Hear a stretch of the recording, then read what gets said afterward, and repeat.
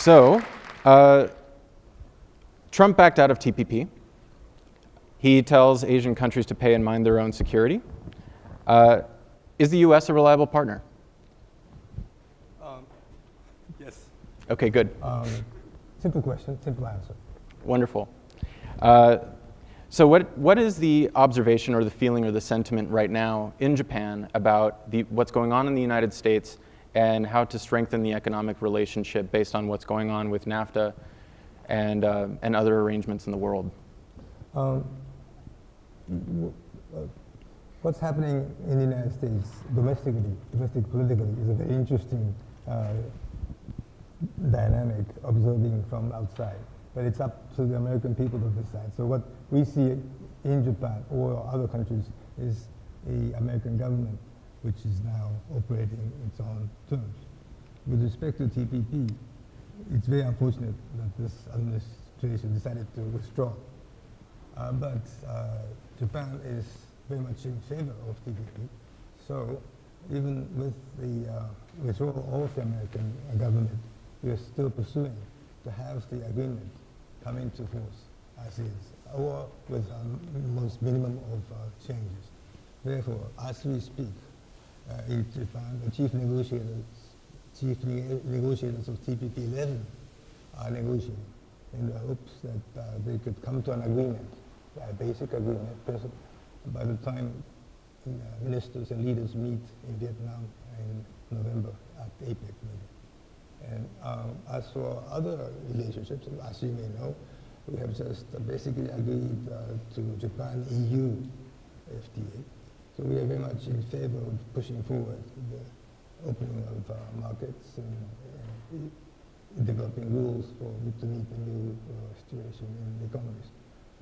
With respect to the United States, a dialogue is in place, and we'll see how it goes as we further the dialogue.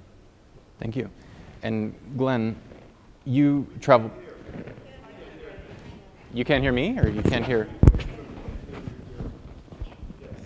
Oh, is your mic on? Okay, I'll go like this. Okay. Okay, I'm sorry about that. Let me repeat.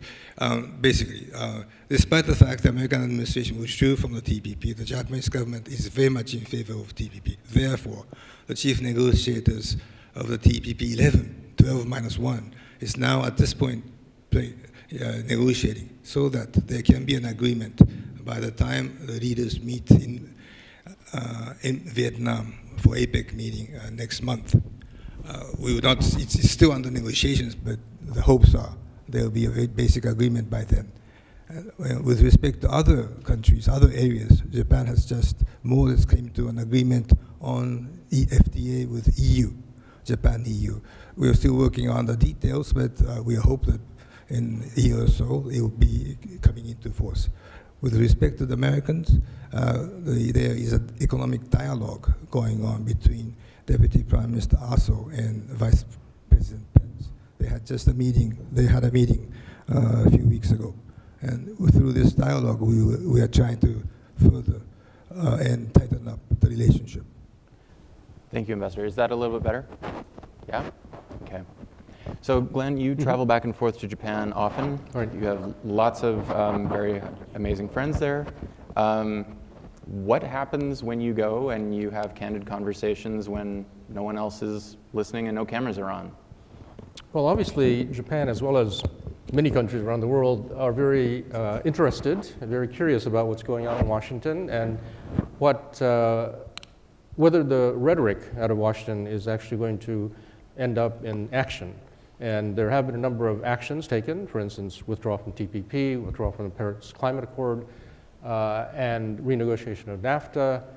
So I think there is a great deal of uncertainty as to what's going to happen, as I mentioned in the last panel, and some anxiety. My general view is that compared to what candidate Trump said during the campaign and what's happened after the election of Donald Trump, many people in Japan have been reassured that, especially on the security side, nothing significantly has changed.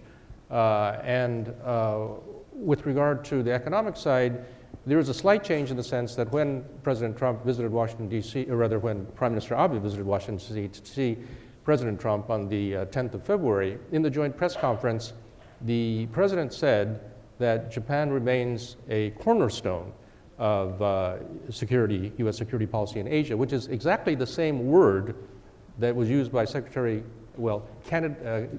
nominee Hillary Clinton in her confirmation hearing to become Secretary of State in 2009. So the exact same words that the later Secretary of State Clinton used, cornerstone, was used by President Trump. So on the security side, at least so far, there's not been any significant change. On the economic side, on the other hand, he did say that he expected the economic relationship between the U.S. and Japan to be free, fair, and reciprocal.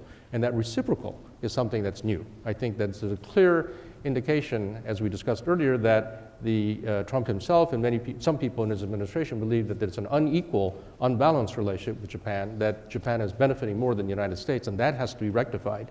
And on that score, Prime Minister Abe and his team have come up with this economic initiative to propose that Japanese companies invest in the United States to create jobs in the United States, which is one of the things that the president, during the campaign, promised the American public, the American voters. So I think Japan feels that it can cooperate and contribute to the U.S. economy by investing. And I think the Japanese hope is that this will be sufficient to basically placate the United States. On the other hand, I think there are people like the president who believe that there ought to be bilateral, an FTA between the U.S. and Japan, a bilateral agreement, because the belief by the president is that the U.S. is at a disadvantage when it comes to multilateral agreements like the TPP, and therefore it should be a bilateral negotiation. And although the president and the Secretary of Commerce and the Secretary of State and the U.S. Trade Representative have all mentioned at one point or another that the U.S. prefers bilaterals. In fact, in part because Japan's resisting this, and also because the U.S. is so preoccupied with other things, the NAFTA renegotiation, the KORUS renegotiation, and probably relations with China, it's not likely, in my view, that there will be really intensive U.S.-Japan bilateral FTA negotiations for a while. Is the pressure still on for showing investment in the United States to put on the kind of visibility that was there, at least in the first 6 months, or has that dissipated some? No, I think there's still the notion that, I think the Japanese view, and Ambassador Oshima can certainly amplify on this, but the Japanese view is that Japan really has contributed and will continue to contribute to the U.S. economy and the U.S.-Japan relationship by essentially investing in the United States and also welcoming investment from the United States into Japan. But I think the fundamental view in Japan is that it's not healthy to talk about, constructive to talk about bilateral trade imbalances, right. And also that it's not necessary to talk about currency manipulation, because the Japanese view is that Japan does not engage in currency manipulation. And so I think that so far, I think Japan has been able to maintain its position, and I think, part of it is the fact that with the North Korea situation, it's very important for Japan and the United States to cooperate on the security side. And I think of any leader in the world, there's been more telephone calls between President Trump and Prime Minister Abe than any other leader in the world, most of it related to North Korea. If I'm just to jump in for a minute, the reason why this is so important is that, this translates into M&A, right? Your company could get bought. There could be an increased drive on the part of the Japanese government to put attention on this, or the American government to establish these relationships and develop the visibility and the bilateral trips coming from Japan, going to Japan, that really translates into meaningful activities. SoftBank has done some pretty interesting things. I'm trying to show that what happens at the political level comes down to companies we see around us every day. Ambassador? Glenn has done such a good job in describing what's happening in the Japanese side, on the Japanese side. So I have very little to say, but to first agree with what he has said, most of the things, and just add a few words. First of all, with respect to the U.S.-Japan economy, as you know very well, Japanese companies have been investing a lot for many, many years, particularly since the early 90s, because of the huge deficit at that time, which created so-called trade frictions. So since then, many companies are investing in creating jobs and employment, and that spirit is still there, and even in being enhanced under the current circumstances. That's what I think Glenn was saying, that there's a great amount of interest in investing further in the United States. With respect to the bilateral economic relations, yes, there are some people on the American side who are saying that bilateral relationship is the way to go, and therefore FTA negotiations should be started. With respect to Japanese side, as I said, first and foremost, we are pushing for TPP 11 because that's something we have already agreed among the 12, and even without the Americans, we think it should be the way to go because they're in the agreement. There's very important rules or stipulated, particularly in the digital economy side. This is a new area which have seen very little international rules, and we need this kind of rules in this area. But with respect to the United States, bilateral discussions are going on, as I said earlier. Whether it will lead to negotiations on FTA, we will see how it goes. Priority at the moment for the Japanese side is negotiating TPP. And we will continue the dialogue on the economic side, which may result in individual changes in various improvements in various areas, but not necessarily FTA. But still, it's a bilateral kind of an engagement. We'll see how it goes. What would you say is Japan's priority right now, especially since the election, in multilateral fora and organizations, specifically as it relates to trade? What do you divine that may look like in the months ahead? With respect to multilateral trading systems, since I used to work on and work for WTO, I still say WTO is the most important. Unfortunately, there are things happening around the world which does not work towards strengthening the WTO. But at the end of the day, if you lose the FTA agreements, for instance, we'll have to go back to WTO. Look at Brexit. If something happens and it becomes a hard Brexit, the two sides will have to rely on WTO. So what we should do is to maintain and strengthen WTO. On the other hand, there have been difficulties in opening up markets, namely market access, in multilateral negotiations. That's why we are pursuing TPP. So going back to WTO for a moment, the reason why we're talking about even going back to WTO is that we went through multiple stalled negotiations that led to regional discussions in order to sort of avoid spoiler countries and sort of try to focus on the things that really matter with each individual region. But if these phenomena keep arising, the ambassador is saying it necessarily means that we have to try that again. What would that look like? How soon could that happen? When would people think that that's a good idea? Well, deep down, I hope people are thinking that's the best idea, but it will take time. Unfortunately, it will take time. But if we move on with existing plurilateral negotiations, Japan, EU is in a way bilateral, but in a way plurilateral, TPP. If you add these kind of agreements, people will eventually see it would be better to have a singular uniform rules governing the same issues, and therefore people will come back. I think one thing that we need to keep in mind is that things in Asia are changing very quickly. Economically, obviously with China becoming increasingly important economically, with India, with Indonesia, and so I think that clearly from Japan's point of view, as well as the US point of view, the role China plays is going to be crucial. And this RCEP notion obviously is something that Japan is a part of. And I think that Japan being allied of the United States, they obviously wanted the US to be part of TPP and for the US to stay engaged in Asia economically as well as in terms of security.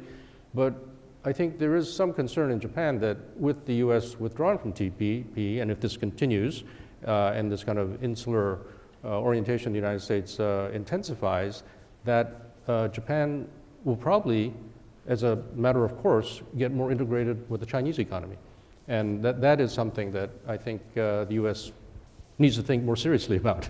I mean, I think the U.S. withdrawal from TPP does create a vacuum, which allows for other players, including in particular China, to fill that role. And China, as you know, Xi Jinping went to the Davos World Economic Forum and said, I'm the person who's going to promote free trade in the world now, not the United States.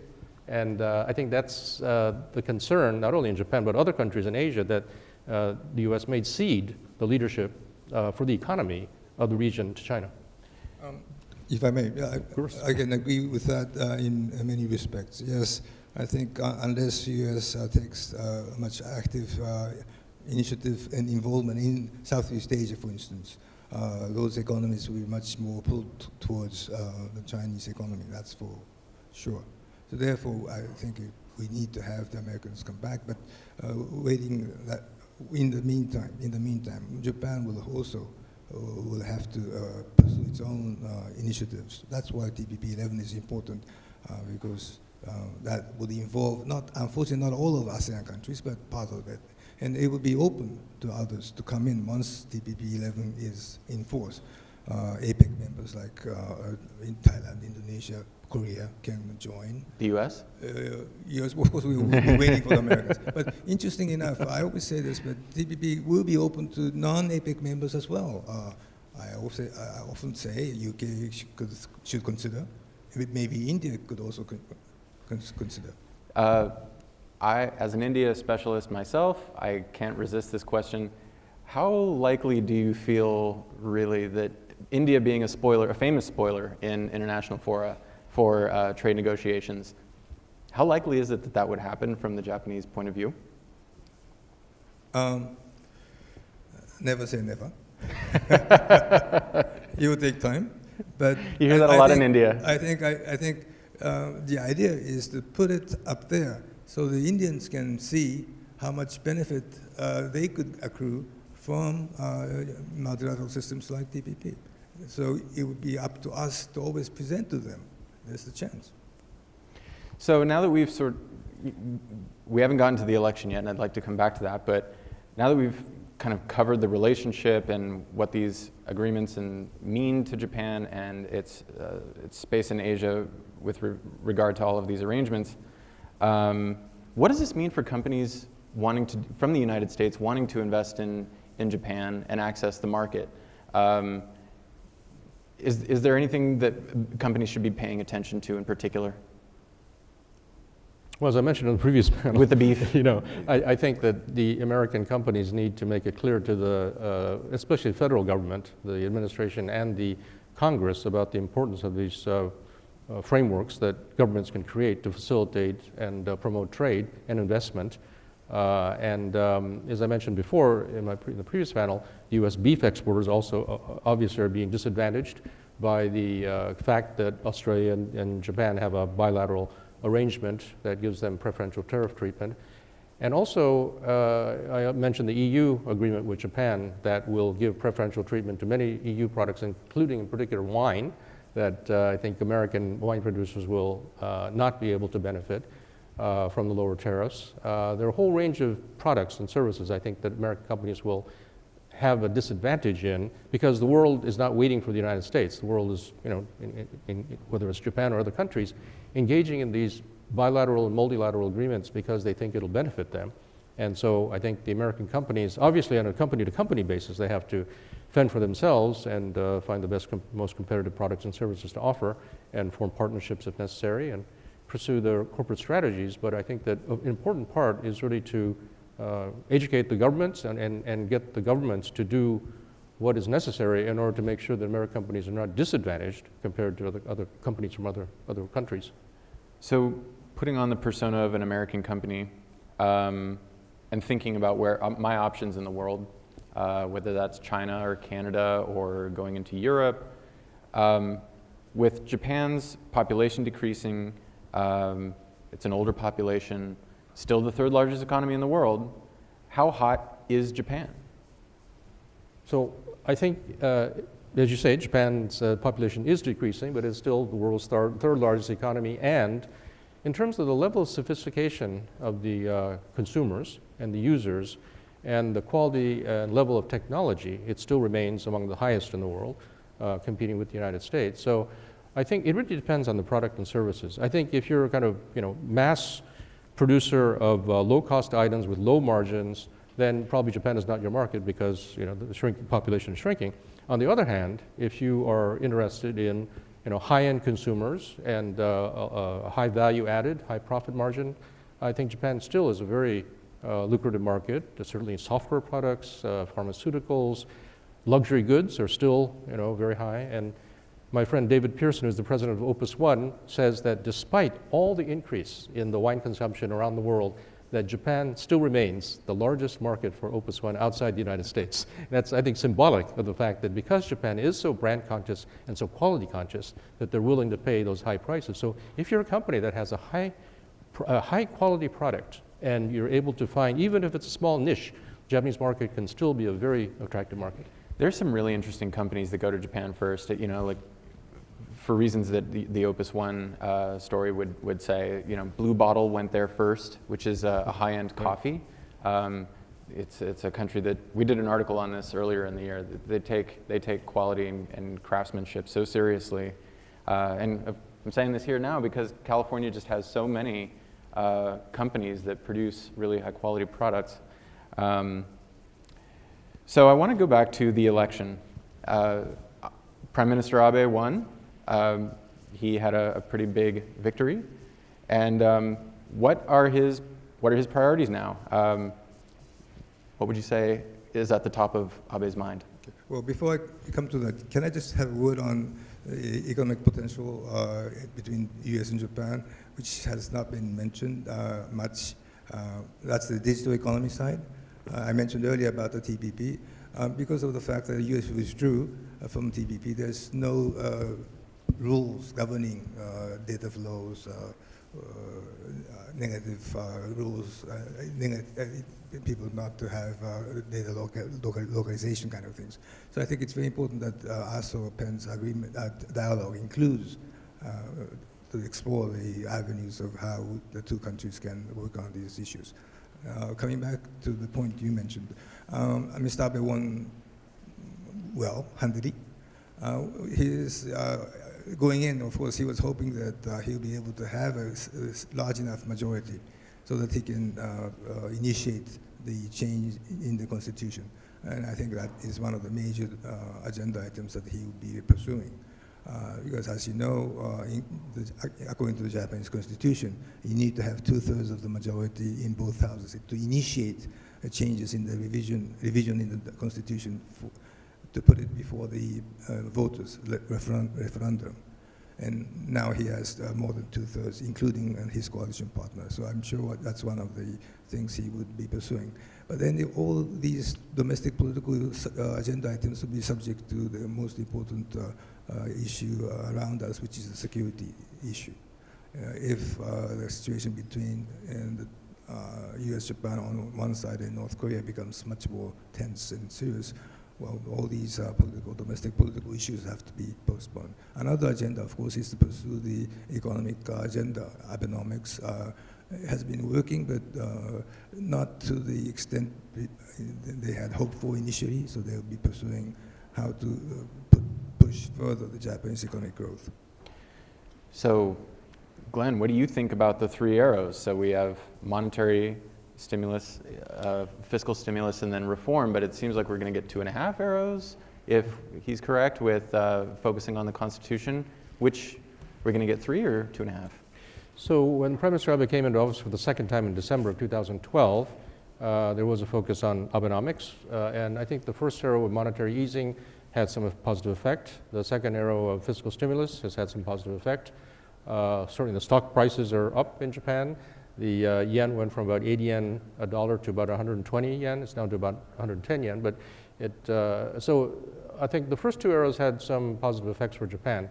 It's the third arrow, the structural reform and sustained economic growth, that has not seen as much result. But that's an area that requires, I think, more sustained attention and political capital to be used to undertake the structural reforms. And also it takes time for the effects and the results to be seen. And so I think that, although I agree with Ambassador Oshima that revision of the Constitution and dealing effectively with North Korea is very high priority in terms of national security. The economy is something that really can't be ignored, in part because of the demographics in Japan. And Japan is now the most aging population of all the industrialized countries. It's a shrinking population, it's an aging population, it's a low birth rate, and therefore there's, I think, a real concern that the pension system, the welfare system, the ability of the future generations to sustain the performance and the prosperity of Japan in the post-war period, that's under some question. So I think that during the campaign, all of the parties actually talked about the need to strengthen healthcare, pension reform, making tuition either free or lower tuition for students. And so the economy is something that all through the last several years, the voters have been most focused on. So I think clearly there's going to have to be significant emphasis put by the Abe administration on trying to stimulate the economy and get out of the deflation and try to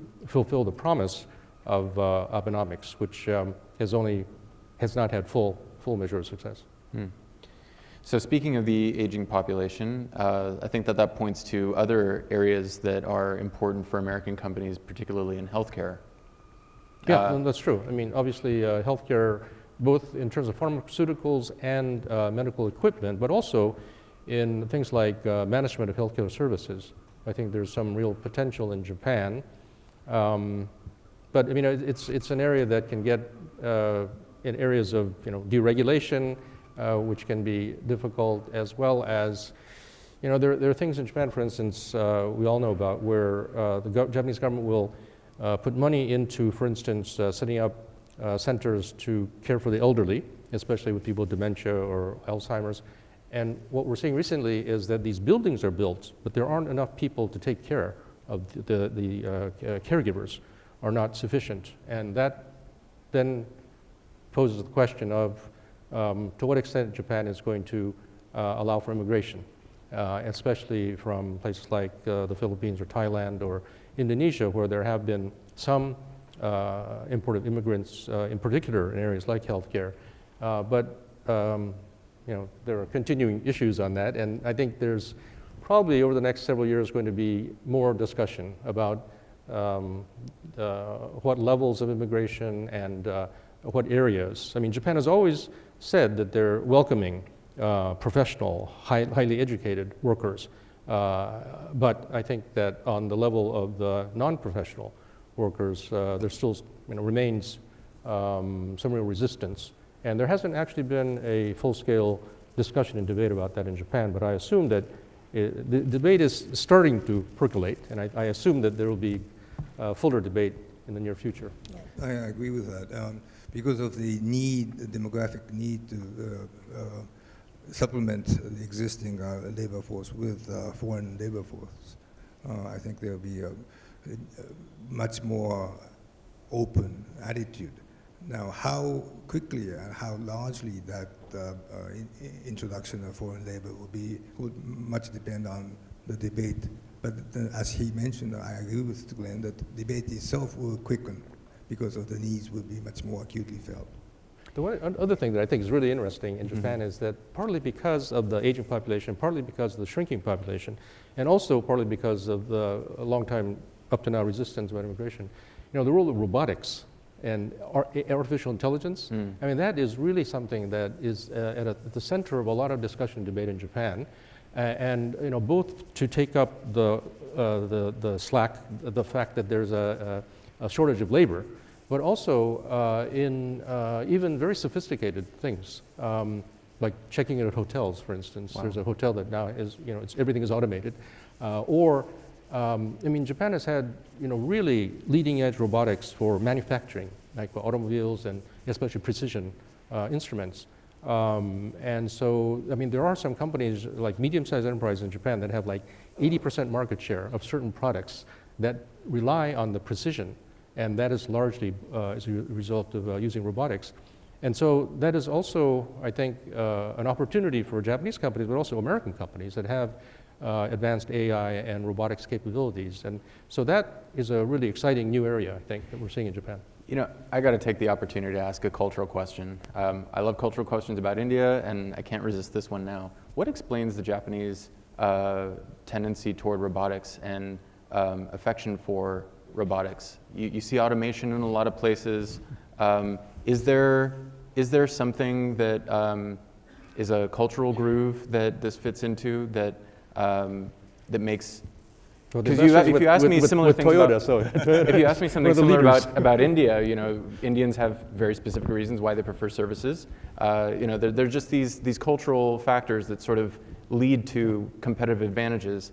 Well, it's the first time the question has been posed, so I've been sort of thinking out loud. But I think the Japanese have this almost compulsive attitudes towards precision, meticulousness.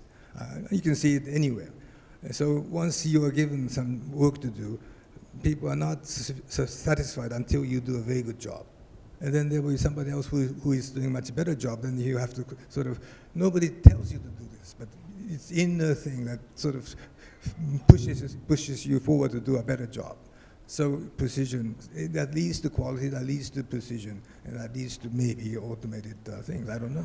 But one thing, you know, I think that you're pointing to is that it has been noted by sociologists and anthropologists that Japan seems to be, on an individual level, much more receptive to robots. And for instance, like daycare centers, you know, places where the elderly are working, in addition to, you know, machines that help to, say, transport people, you know, lift them out of beds and so forth, there are increasing things like robot animals, you know, that are like dogs or kittens or virtual ones. And elderly really, you know, take to this, you know, and it really does help in their well-being.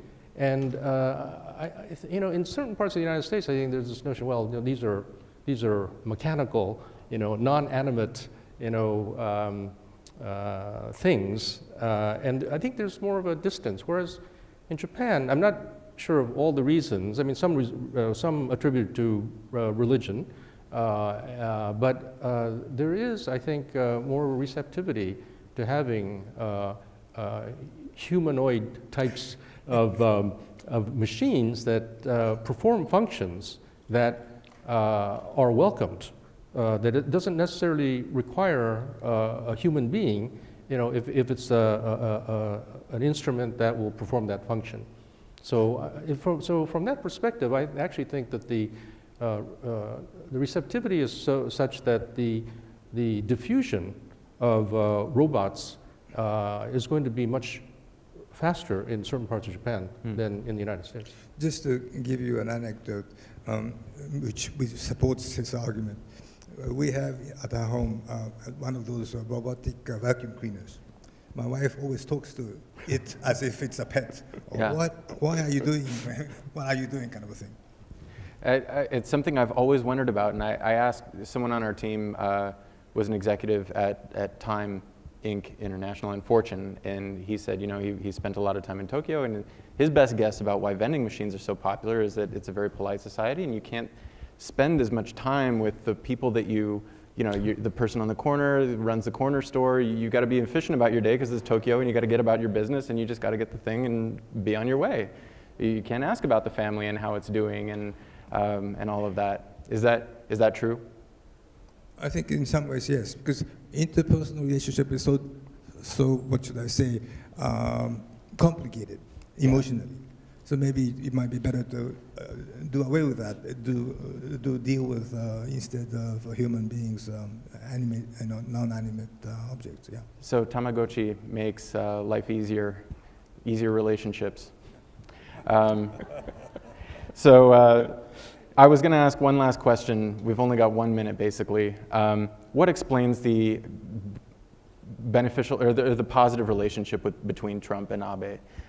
Trump doesn't have a whole lot of great relationships, but he's got a few that seem to be going well. Why? Why Abe?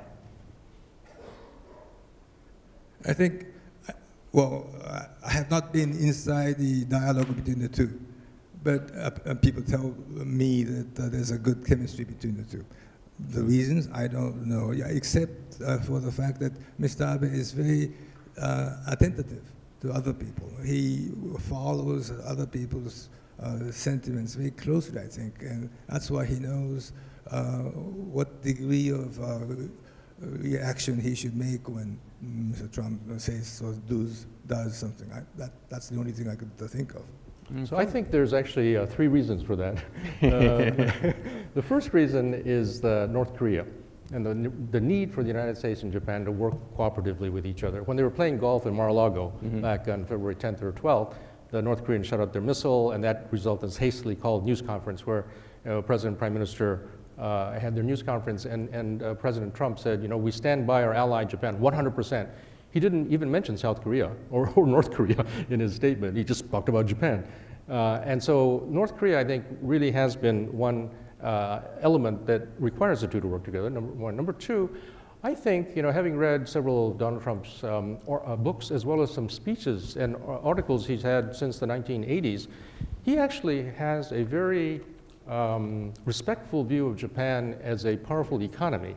And in some ways, his views are a little outdated, but he in some sense, I think he kind of, in a sense, overestimates Japan's economic ability, but he thinks that there can be some benefits to the United States and perhaps to his own business by cultivating Japan. So that's a second element. The third element is that I think, as the ambassador said, Prime Minister Abe has been very, very assiduous in cultivating that relationship. And when he went to see President Trump in Trump Tower on the 17th of November, he took a $4,000 gold-plated golf club to give to Donald Trump because he knew that the president likes golf.